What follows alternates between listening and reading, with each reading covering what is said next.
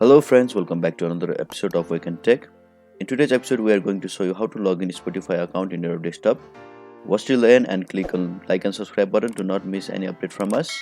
So to open Spotify on your laptop, make sure that you have the app on your device, or you can just go to your browser.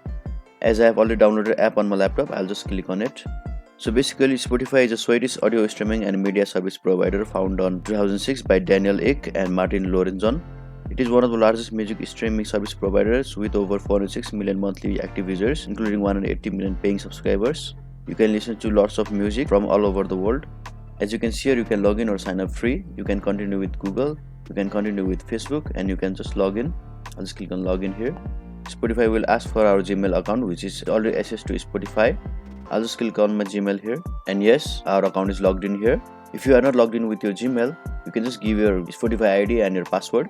As I have given my Gmail access to my Spotify account, I'll just click on my Gmail ID and get logged in. Now yes, I am logged in my Spotify account here. Now you can listen music and do whatever with according to our purpose. And if you guys find this video helpful, you can just click on like and subscribe button for not miss any update from us. Thank you.